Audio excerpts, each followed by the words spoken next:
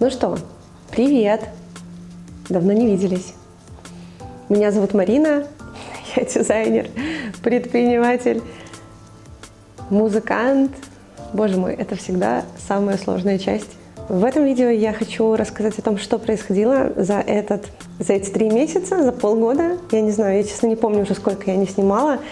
На самом деле это было прям супер насыщенное время, и мне действительно есть чем поделиться. Начну с ключевого, что происходило за это время. Первое и самое такое, наверное, необычное, то, что я до сих пор не могу осознать. Мы купили квартиру в Варшаве. Да, мы купили квартиру в Варшаве. Мы купили квартиру в Варшаве, конечно же, в ипотеку, потому что нет, мы не миллиардеры, и квартира здесь стоит прилично, но это нормально. В общем, да, мы взяли ипотеку в Польше и купили квартиру. И я, наверное, сниму отдельное видео про квартиру, если будет интересно, если будет запрос, но это видео будет все-таки таким более, наверное, про жизнь. Как вы знаете, да, мы живем в Польше уже почти 3 года. Кстати, через 20, я путаю. Через 20 дней будет 3 года, ровно как мы въехали на территорию Польши с клунками, с 2 кошками и с маленьким ребенком, которому на тот момент было 5 месяцев. Обалдеть. В общем, присаживайтесь поудобнее, расскажу вам, что изменилось во мне за эти 3 года жизни в Польше и что продолжает меняться. Потому что, я не знаю, жизнь такая непредсказуемая, безумие просто какое-то. В общем, устраивайтесь поудобнее, я себе кофе свой сделала и хочу с вами такой говорильный, разговорный бложик снять. Покажу вам чуть-чуть, что происходит у меня сейчас в жизни, и надеюсь, вам будет интересно. Поехали!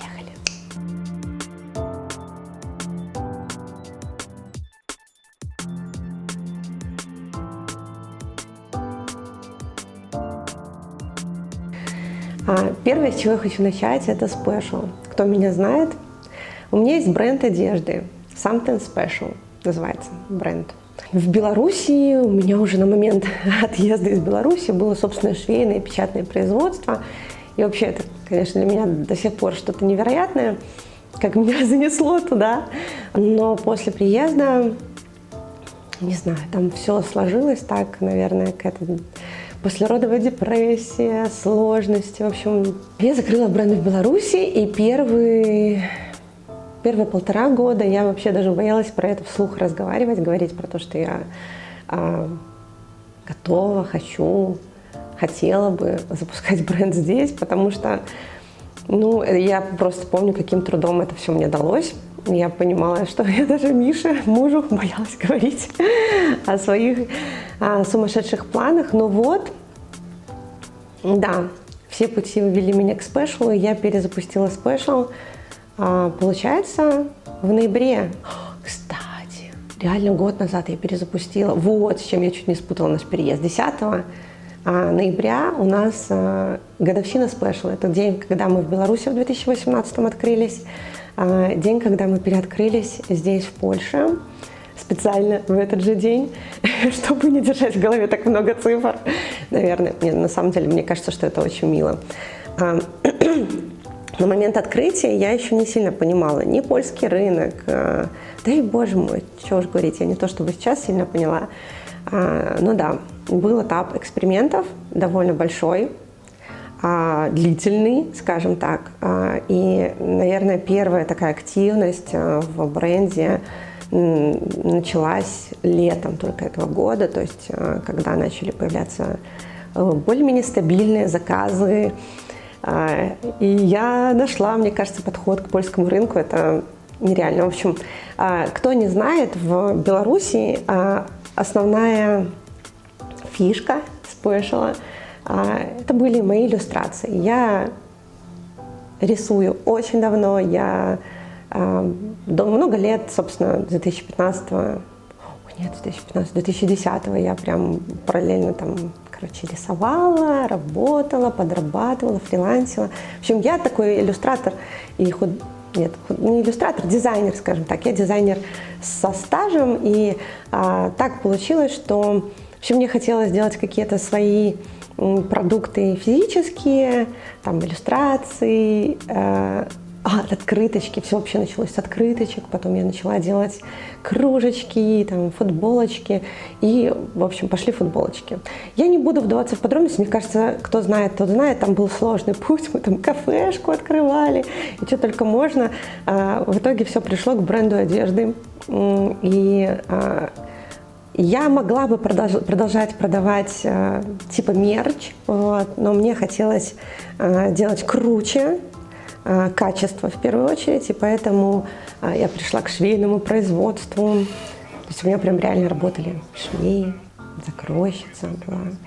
В общем, оно не сильно было большое, но да.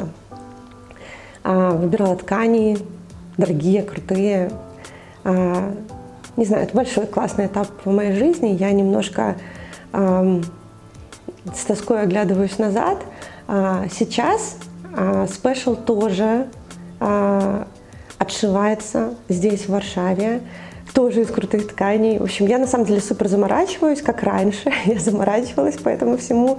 И здесь сейчас тоже я заморачиваюсь. Единственное, что я не хочу на данный момент, я уже не вижу смысла открывать собственное швейное производство, потому что я понимаю, что это просто отдельный бизнес. Я поняла, что можно проще. Можно аутсорсить производство и концентрироваться на маркетинге, на дизайне. То есть это был такой мой выбор. И я не думаю, что я вообще когда-нибудь вернусь в производство.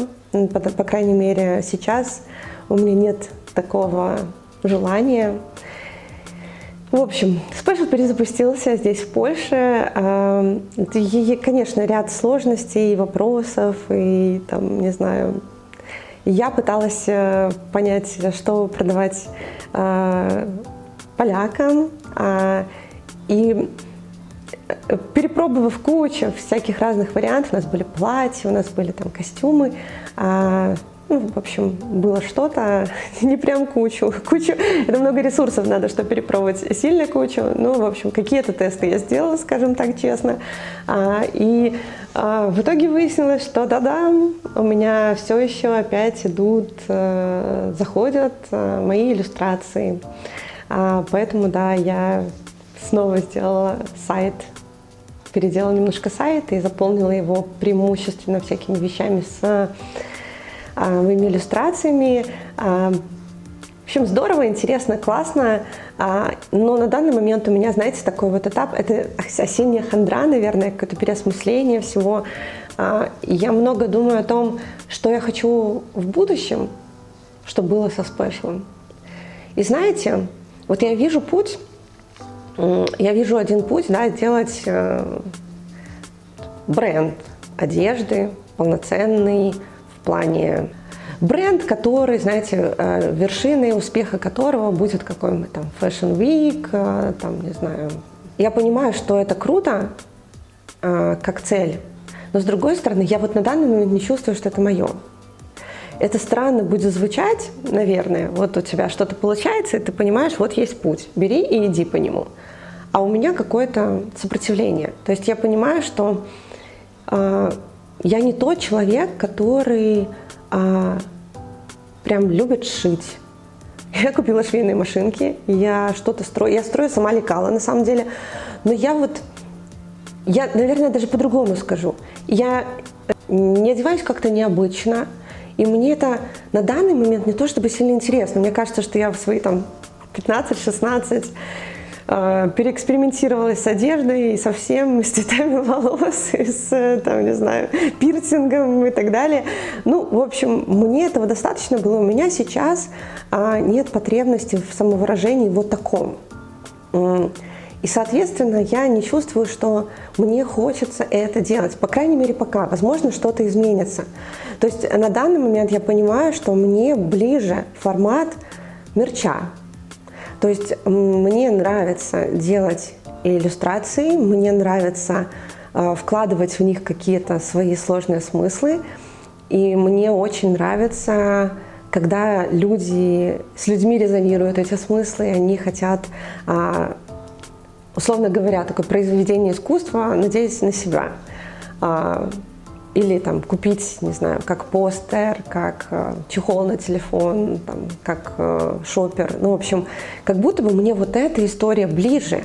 И я понимаю, что там не амбициозно, возможно, но мне как будто бы и не хочется, ну, вот в крой, в лекала, в формы. Мне больше в смыслы, в принты, в иллюстрации. Хочется куда-то туда идти. И я поэтому сейчас, знаете, даже как-то, ну, насколько это физически возможно, приостановила всю эту историю, потому что я хочу понять, куда мне дальше идти со спешлом. И пока я шла куда-то, пока я приостановила, вылезла какая-то новая совершенно штука.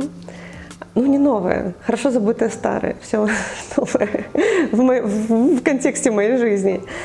Если вы не знаете, если вы не помните, на самом деле у меня довольно много разных увлечений, и я много о чем... Короче, я иногда даже не знаю, как это все объединить в одну историю, потому что кажется, что я все начну усложнять. В общем, у меня вот классика, знаете, я как будто бы не могу вот все, что мне хочется делать, объединить в какую-то понятную, четкую картину. Любой вот референс, понятная, четкая картинка, для меня она какая-то не моя. Вот. И сейчас вот у меня этап такой переосмысления. Короче, что произошло? Что было тут буквально там темой этого месяца? Я в какой-то момент так заностальгировалась, начала все вот это вот, короче, думать, кто я, что я, экзистенциальный кризис. Я не знаю, что это было. В общем, я в Инстаграм вышла и рассказывала про то, что, ребята, вы вообще в курсе, что я пела? Ну, то есть я не то, чтобы об этом не говорю, то есть я периодически такая там, да, я пела, да, уже не пою. Вот.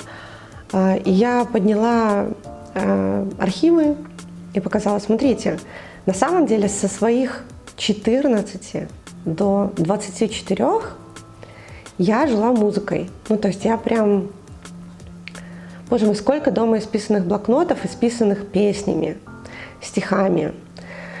Потом я поступила учиться на звукорежиссера. На самом деле на вокалистку хотела, но это отдельная история. Мне сказали, что это все несерьезно, Марина. Мне нравился этот выбор, на самом деле. То есть это тоже был мой выбор. Это не там, как многим говорят, иди там на экономиста или там еще куда-нибудь.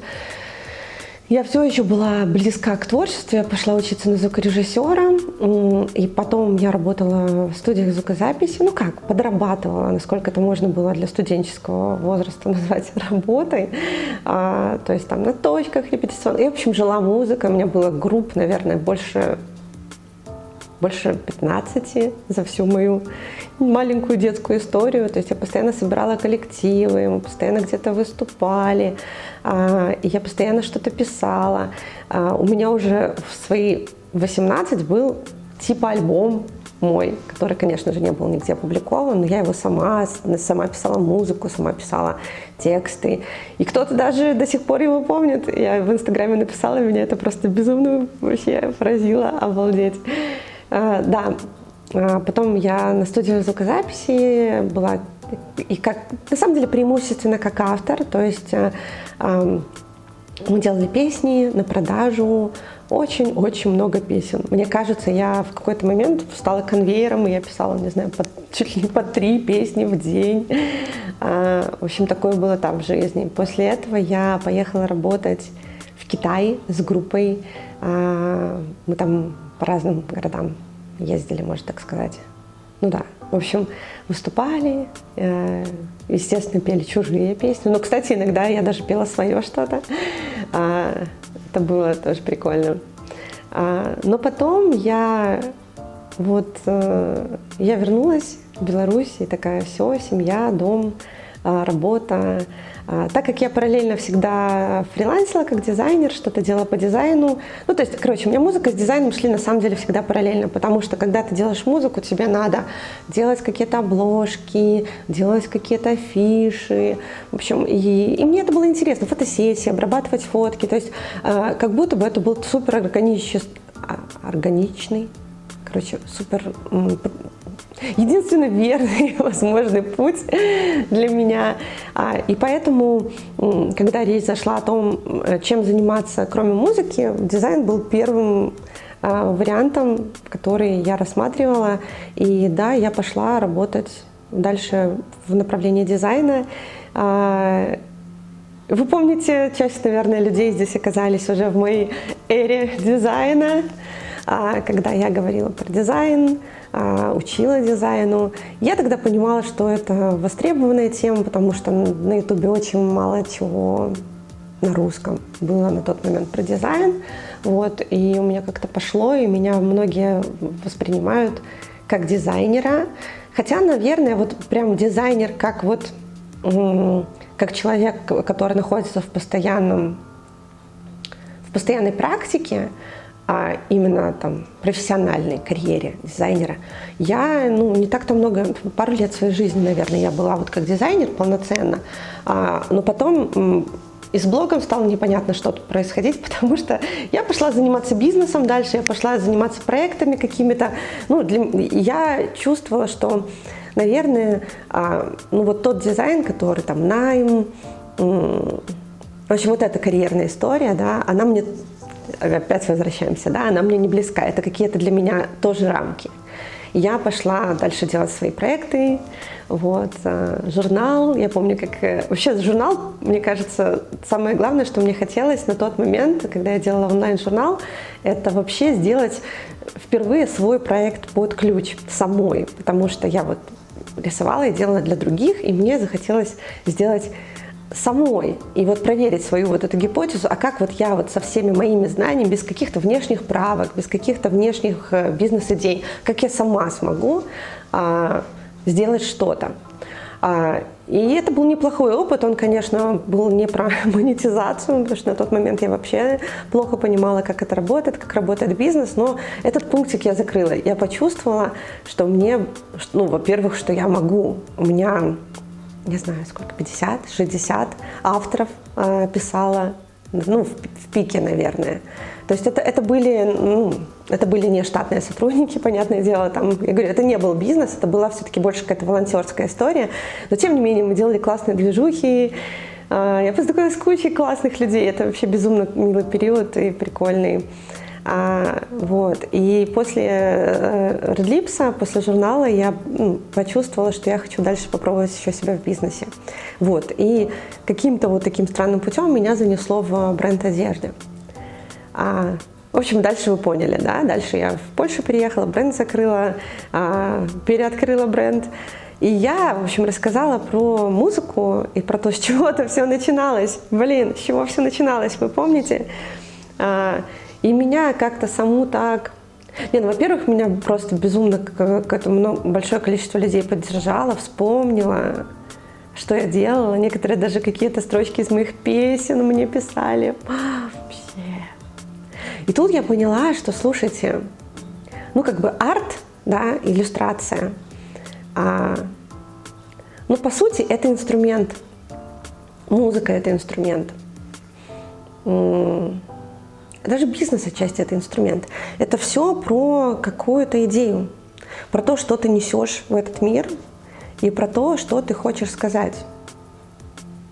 И, возможно, кстати, вот эта история про крой, это тоже для кого-то инструмент, но для меня это не мой инструмент, потому что, во-первых, мне это не очень близко, не очень интересно, но, тем не менее, это тоже инструмент, как вот эти показы, да, сколько смыслов через них, на самом деле, люди тоже доносят.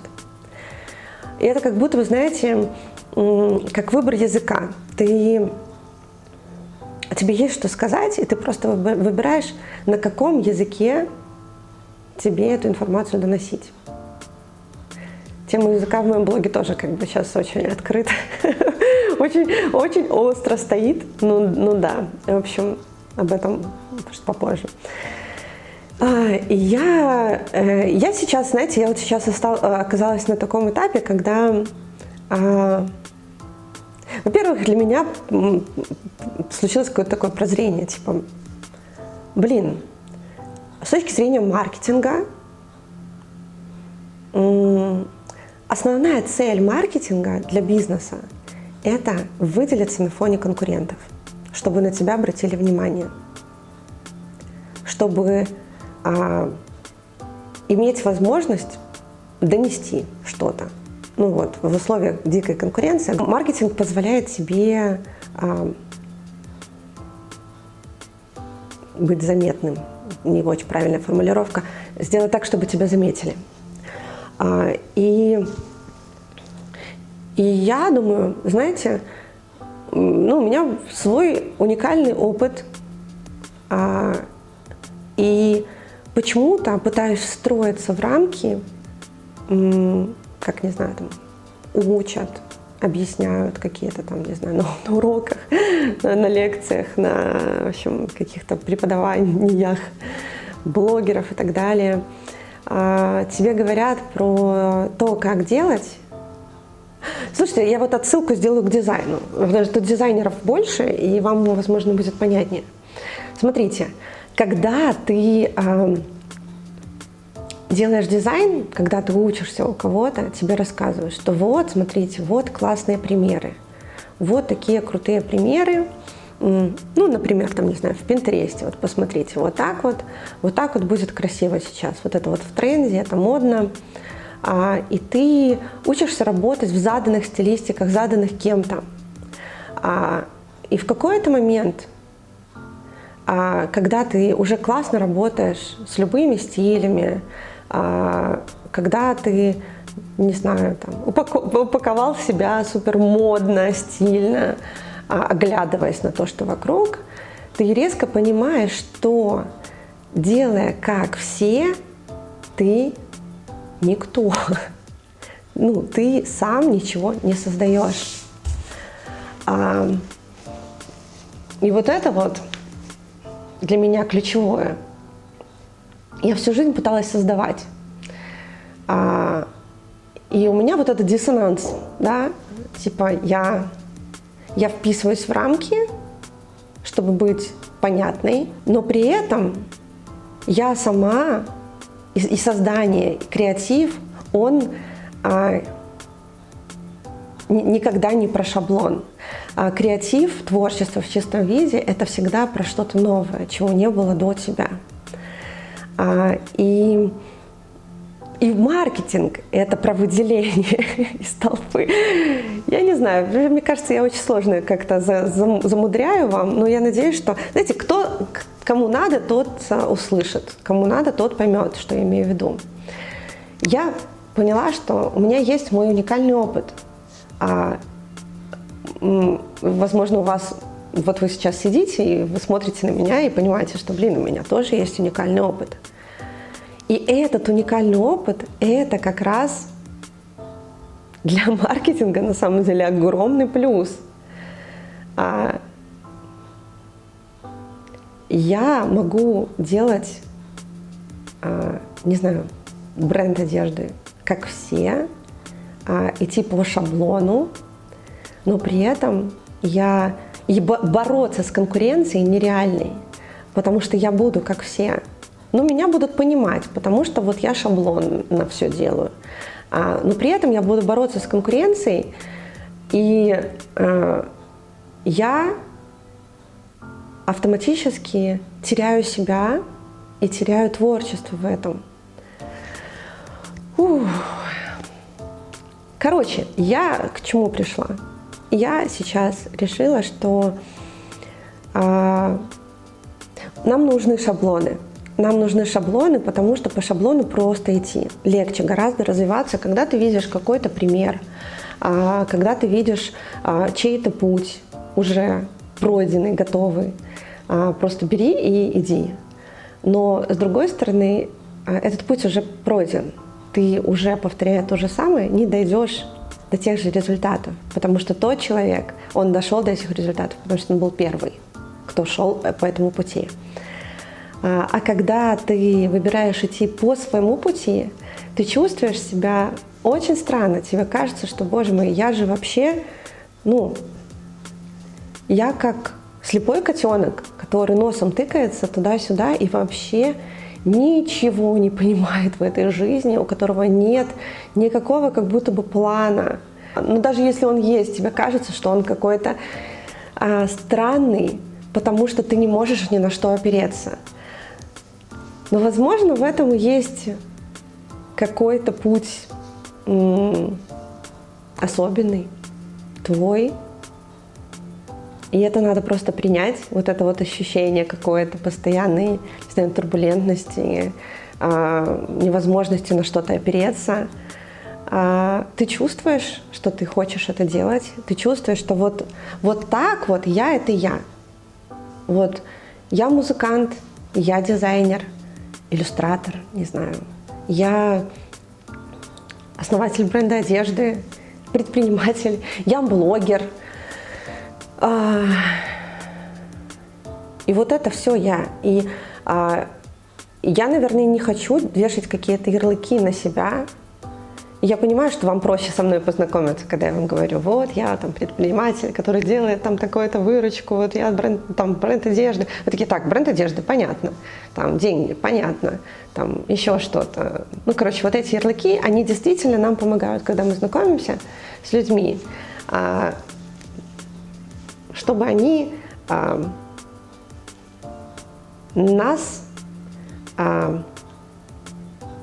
поняли с двух слов, чтобы им стало комфортнее, учитывая то, короче, они нас не знают, но они, слыша эти два слова, они такие, так, я на тебя, вот, значит, ты вот, наверное, такой, вот ты, наверное, такой, ты похож на вот этого, ты на этого похож, значит, и они тебя наделяют какими-то качествами, и им уже с тобой чуть более безопасно, потому что им кажется, что они знают, кто ты. В общем, как сейчас по-другому знакомиться, как по-другому представляется, как по-другому, и как я буду идти дальше, и как я буду двигаться дальше, я пока не поняла. Но у меня есть хорошая новость. Я написала песню впервые за 15 лет. Я вставлю кусочек, если вам будет интересно. В Инстаграме сейчас вот я как-то это все анонсирую, показываю. Подписывайтесь в Инстаграм.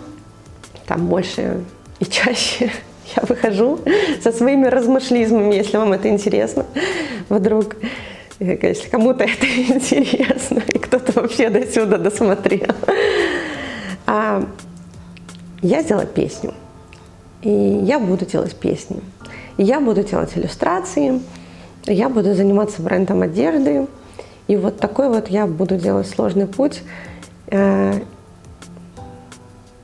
И, возможно, это будет для меня плюсом. Возможно, нет. Время покажет. Будем смотреть. Но есть у меня какая-то вера в то, что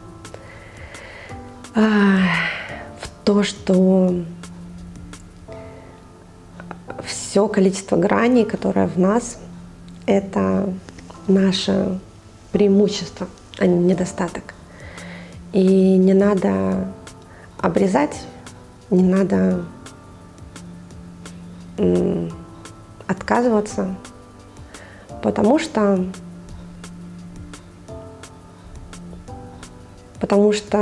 не отказываясь от себя, вы становитесь по-настоящему собой и идете своим единственно верным и правильным для себя путем. Такие дела. Если вы досмотрели, ставьте комментарии, пожалуйста. Интересно, что вы думаете на этот счет. С вами была я, Марина. До встречи в следующих видео когда-нибудь. Все, пока. Чуть не разлила кофе. Пока.